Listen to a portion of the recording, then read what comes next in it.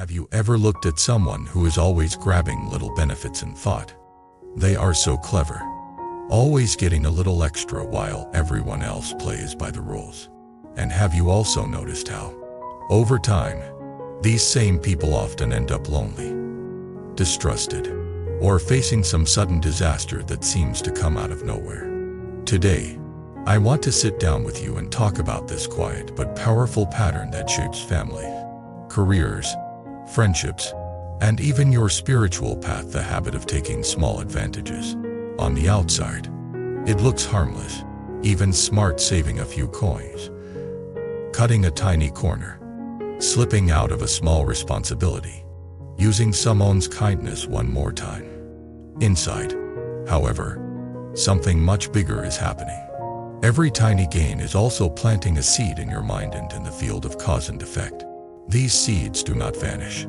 They grow into the destiny you will eventually have to live through. The teaching we are expanding from points to a simple and uncomfortable truth. People who always want to take a little extra, who always try to win in small ways at the expense of others, are not really gaining.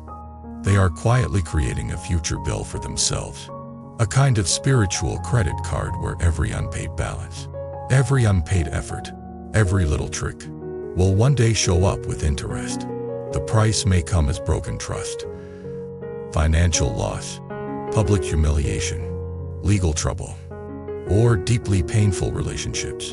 And even before those big events arrive, there is already a hidden cost, a restless, calculating mind that can never truly relax, never trust, never feel that life is enough. If you have ever felt proud of being smart enough to grab a little more than others, or if you have ever been hurt deeply by someone who used you and then disappeared, this conversation is for you. Let us walk slowly through real stories, real feelings, and real consequences, and see how awakening, wisdom, cause and effect, compassion, practice, and destiny all meet in those small moments when you decide whether to take advantage or to act with integrity. Imagine a man named Leo. He is not a criminal. He is not doing anything that would make headline. But if you look closely at his life, you see 1,000 little tricks. At the supermarket, when fruit is sold by the bag, he carefully picks the heaviest one, presses them into the bag until it stretches, and then secretly adds one more piece on top after the bag is weighed. He thinks they are a big store. They will not miss it. At work, he always arrives a little late and leaves exactly on time. But when the monthly timesheet comes, he quietly writes that he worked the full hours. He justifies it, the company underpays me anyway. This is just balancing things out. When he goes out with friends, he often suggests, let us split the bill, but orders the most expensive items for himself. When someone else offers to pay this time, he does not argue. He smiles and says, thank you, next time is on me. But the next time never comes. When a neighbor needs help moving furniture, he suddenly has urgent plans. But when he himself needs a ride to the airport, he sends friendly messages to everyone asking who is free. None of these actions will send him to prison. Many people might even call it normal and shrug. But look at what is happening inside his mind. Every time he gets away with a little trick, he feels a small thrill. I am clever. I gained. I saved. That thrill is like a drop of sweet poison. It rewards the habit. Over time, this habit grows. He becomes more and more sensitive to any chance to grab something extra and more blind to all others feel. He measures people by how useful they are to him. His brain is constantly calculating, what can I get from this? How can I benefit here? From the outside, life seems to go on. But slowly, something starts to crack. At work, colleagues notice. They may not confront him, but they stop trusting him with important tasks. When a promotion opportunity appears, his name is never considered. He complains to his family. The boss is unfair. They never recognize my talent. He does not see that his habit of doing the bare minimum and faking the rest has already written his reputation in invisible ink. Among friends, people begin to feel used. They may not attack him. but they quietly pull away. Invitations decrease. When he needs help, he finds that everyone is busy. He feels lonely and irritated, thinking, people are so selfish nowadays. At home, his spouse notices his mentality. Every discussion about money becomes a negotiation. He insists on counting every coin he gives, but is blind to all the invisible labor he receives: cooking, cleaning, emotional support. The relationship slowly becomes a cold ledger, not a warm partnership. One day, the company announces layoffs. To his shock, his name is on the list. The official reason is restructuring. But his direct manager, in a private moment, says honestly, "We needed to keep people we can rely on. I never felt I could fully trust your work ethic." Leo feels betrayed. He runs through the list of all the small advantages he once took and thinks, those were nothing. They are the ones who took advantage of me. I gave them my time. From his perspective, he is a victim. From the perspective of cause and effect, the bill has simply arrived. Years of taking small advantages have ripened into a big loss. Now, let us pause and ask, what is the real price he has paid? There is the obvious one, losing his job. But underneath that, there is something more tragic. He has spent years training his own mind to be narrow, fearful, and calculating. He has turned life into a series of small battles for extra crumbs. He has never tasted the freedom and joy of being generous, of being genuinely trusted, of knowing that people value him not for his tricks but for his integrity. This is what the teaching means when it says, those who love small gains must eventually pay a big price.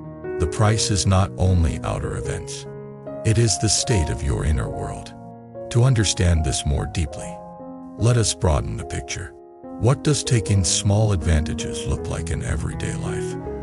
Sometimes it is obvious, like cheating on weights or hours. Sometimes it is more subtle. It might be always eating more than your share while pretending not to notice. It might be constantly forgetting to return borrowed things. It might be using someone's emotional support over and over, but disappearing the moment they need you. It might be volunteering only when cameras are present, then avoiding any service that does not bring reputation. It might also be mental and spiritual freeloading, expecting others to give you their time, knowledge, and energy for free, while you offer nothing in return and never even say thank you. In all these cases, the pattern is the same. You want benefit without paying full price. You want comfort without effort. You want help without building mutual support. You want blessings without planting blessings for others. From the angle of spiritual wisdom, this is not just a moral issue. It is a misunderstanding of how the universe actually works. Imagine that reality is like a huge, perfectly balanced web. Every action, every intention, every thought sends a slight vibration through this web. When you take unfairly from one side, the web compensates from another. It may not be immediate, and it may not be obvious, but nothing is free in the realm of cause and effect. Stealing a little trust here, cheating a little money there, wasting a little of someone's kindness again and again, all of this accumulates like unseen debt. And debt, by its nature, demands repayment. That repayment might come as someone cheating you in a way that hurts. It might come as the collapse of your reputation at exactly the moment you need help. It might come as the painful realization, in the middle of your life or at the end of it, that you are surrounded not by true friends but by shallow contacts who learned selfishness from you and now treat you the way you treated others. Let us step into another story, this time from a small neighborhood. There is a man named Andrew who is known, half-jokingly, as the borrower. When he first moves into the area, he is friendly and warm. He often says, "We are all neighbors. We should help each other." Soon, he starts borrowing things. A toolbox from one neighbor, a ladder from another, a rice cooker from the family upstairs, just for a few days. He always says with a smile. Those few days often become weeks or months. When people gently ask for their items back, he says, Sorry, I have been so busy, and promises to return them soon. Some things never find their way home. When the community organizes a shared expense, like cleaning the building or repairing the gate, he is always the last to pay, always making excuses, always waiting for others to cover more. If someone brings snacks to share, he is the first to reach out and the last to contribute.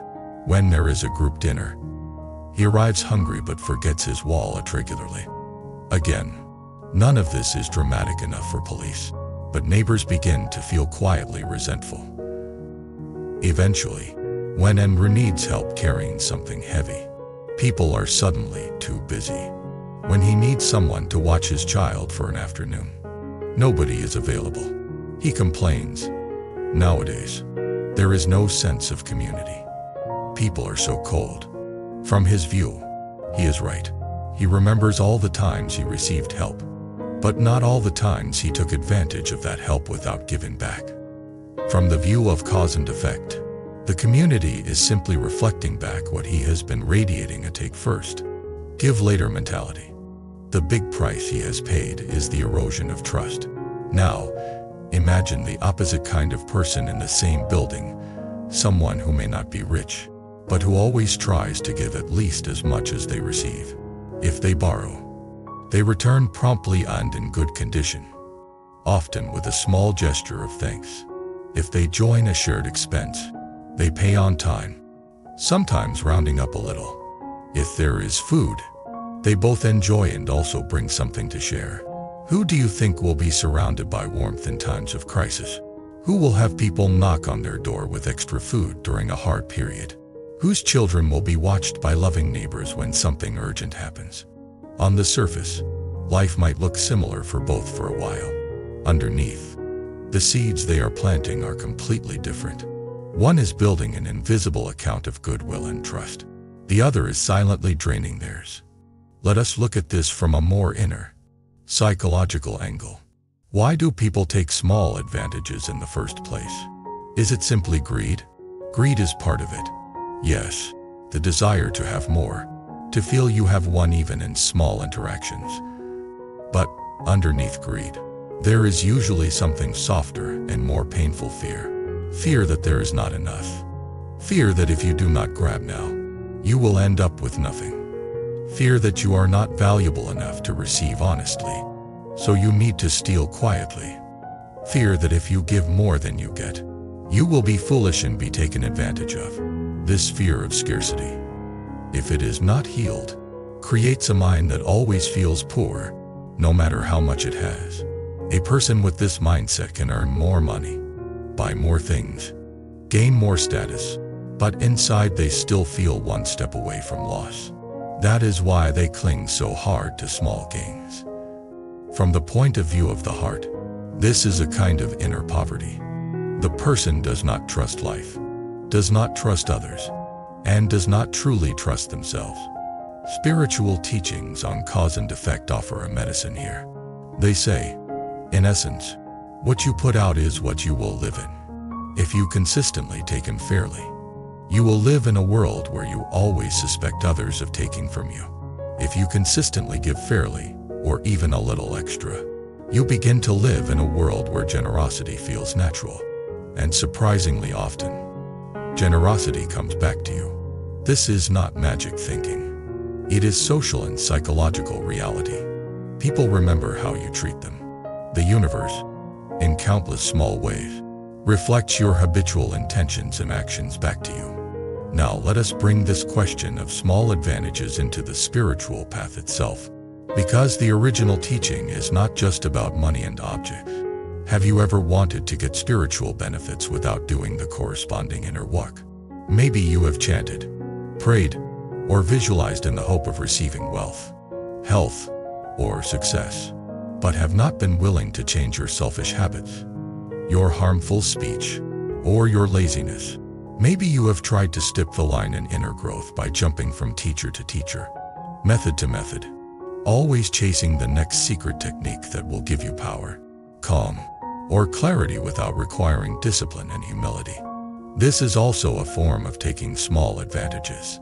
You want the fruit without planting and watering the tree.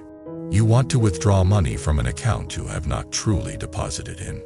In this case, the big price that comes later is that even though you seem to be doing many spiritual activities, your life does not actually transform. You stay stuck in the same emotional patterns. Your relationships stay shallow. Your compassion does not deepen. And one day you look back and realize, I have done so much, but I have not gone anywhere. The reason is that you were still operating from the get more for less mentality. You might have replaced money with mantras, but the underlying intention was the same: how can I gain? Real spiritual practice requires the opposite movement, not how can I get, but how can I align with truth and benefit others. When that intention changes, small advantages lose their attraction. You begin to measure success not by what you get, but by who you become and how much suffering you relieve. Let us tell another story, one that shows both the danger of small gains and the possibility of turning around. In a small town, there is a shop owner named Carl. He sells grains, dried food, and everyday items. For years, business is steady, but competition grows. A larger store opens nearby with lower prices. Carl starts to worry that he will lose customers. One evening, while closing his shop, he looks at the scale he uses to weigh products. A thought creeps in: if I adjust it just a little, customers will not notice, and I will keep a bit more profit. He tells himself, times are hard. I am just doing what I must to survive. He makes a small adjustment. For every kilogram, customers receive slightly less than they pay for. Days pass. Nobody complains. Carl feels relieved and even proud of his cleverness. He thinks, if I had not done this, my family would suffer. I am just protecting us. Months turn into years. The habit becomes normal. He almost forgets the scale was ever honest. He even starts to lecture others. You must be smart in business. If you are too honest, you will be eaten alive. But the web of cause and effect is not asleep.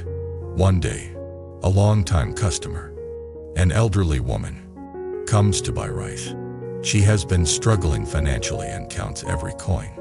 After she leaves, she visits her daughter and they cook together. The daughter, who is a chef, measures the rice and notices it seems less than expected. She decides to test the suspicion.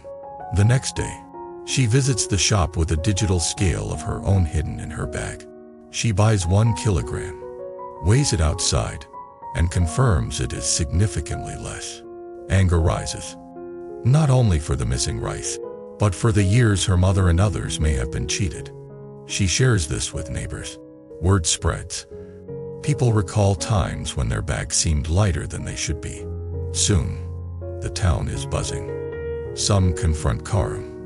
He denies it at first, then blames the equipment, then finally admits he adjusted slightly to survive.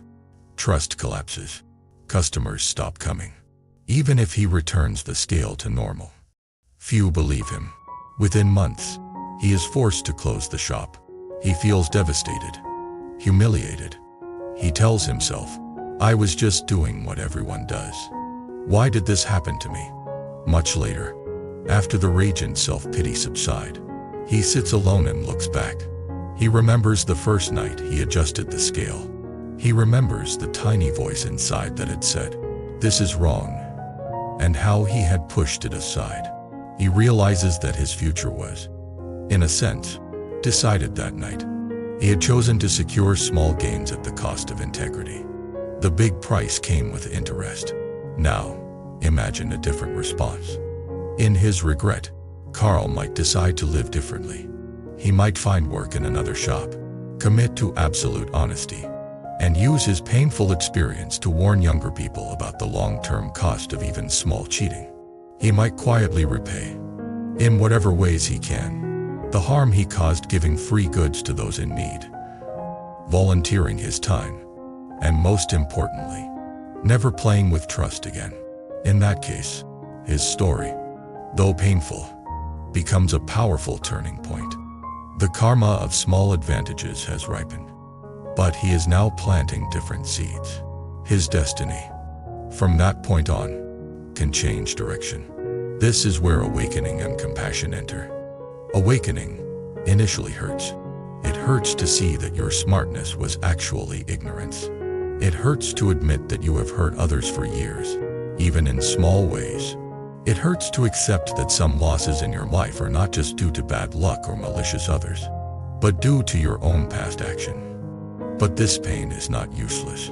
It is like the sharp pain that finally makes a person stop drinking poison.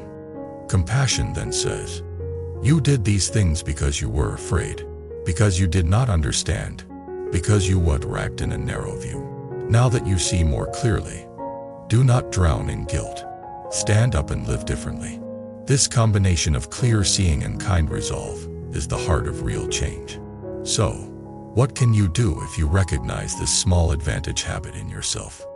First, you can be honest.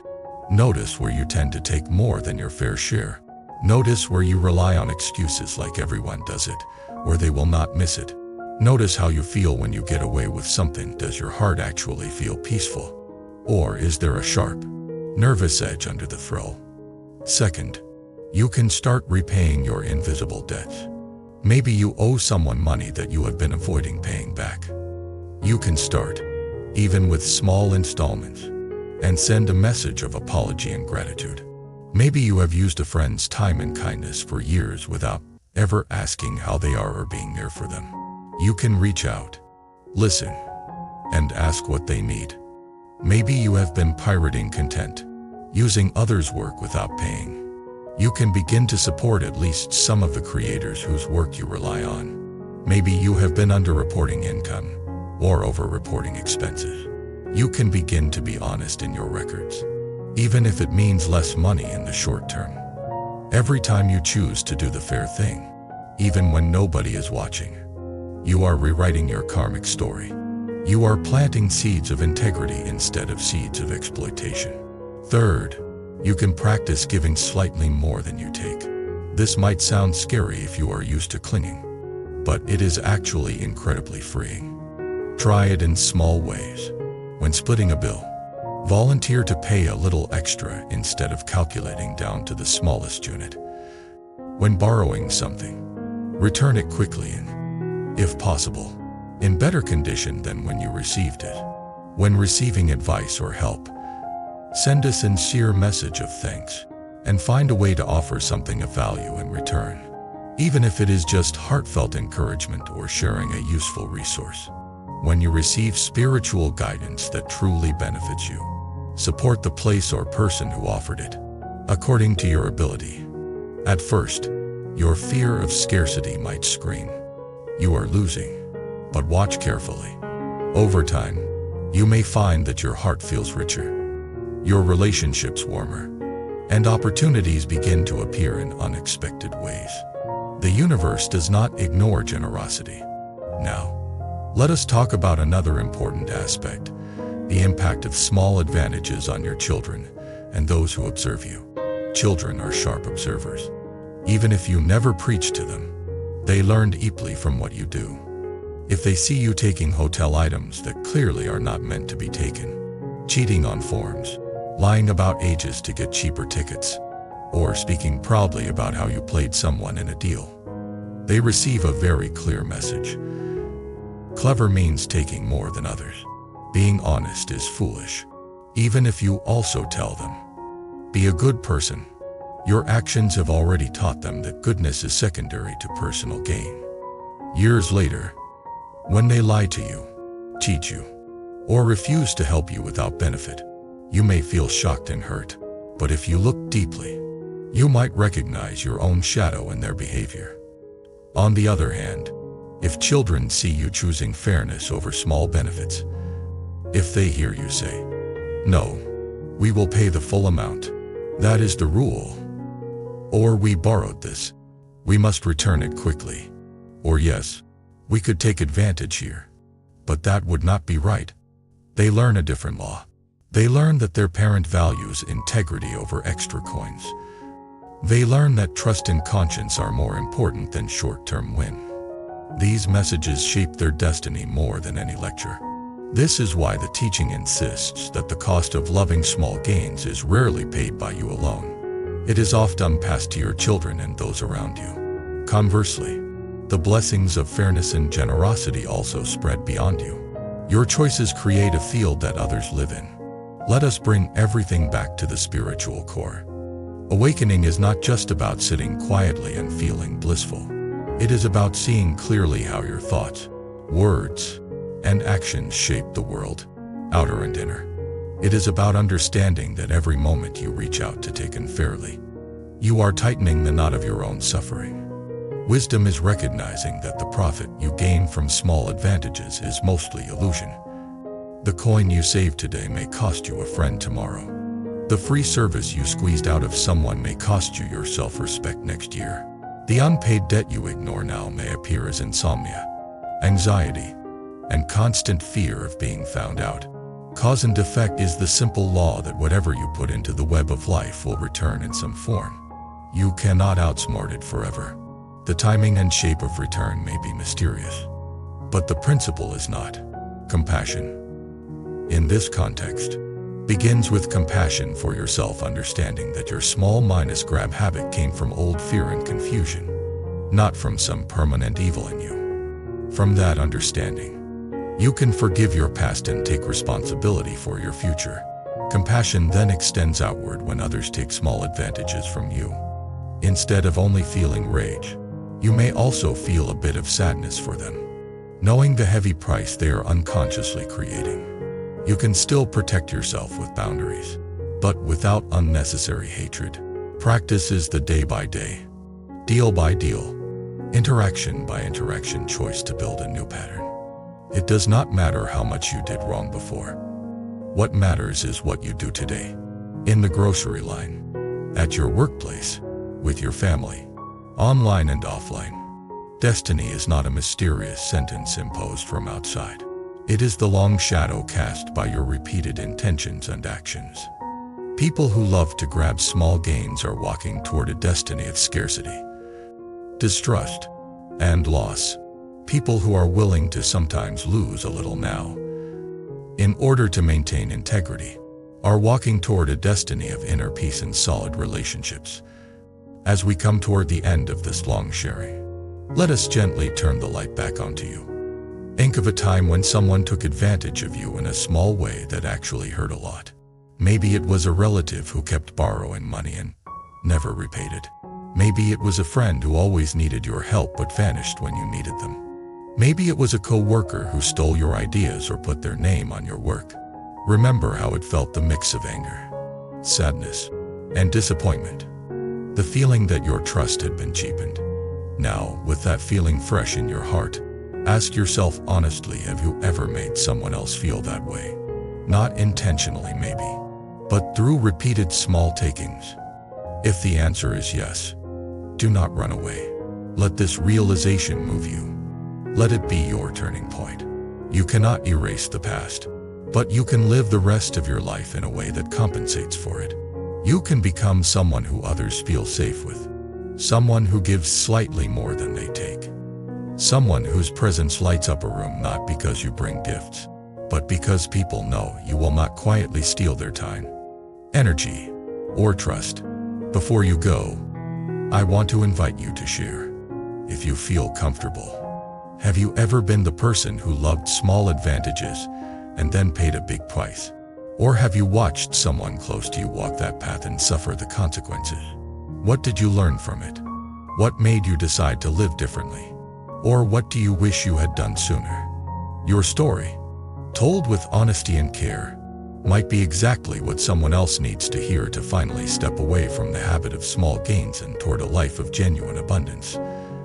If this long reflection spoke to something inside you, if it helped you see the hidden cost of always trying to get more for less, I invite you to support this channel. You can subscribe, like this video, leave a comment about what touched you most, or even consider becoming a member so we can keep creating deep, story-based content on awakening, wisdom, cause and effect, practice, and destiny. Most importantly, when this video ends, let this not remain just an interesting idea. Take one concrete step, repay one small debt. Say one sincere thank you. Return one borrowed item. Decline one unfair advantage. Or make one generous choice where you could have been selfish. In that simple act, you begin to walk out of the narrow world of small gains and into the wider, calmer world of integrity. That is where real fortune lies. And that is where your destiny quietly begins to change. At the end of the day, we all need something that brings us back to ourselves. Something that reminds us to slow down, breathe, and stay centered. Simple bracelet can do exactly that. Every bead you touch brings your mind back to calm, back to clarity, back to the present moment. If one of the bracelets you just so resonates with you, you can find the purchase link in the video description and explore more beautiful styles in our channel store. Let the one meant for you find its way to your wrist.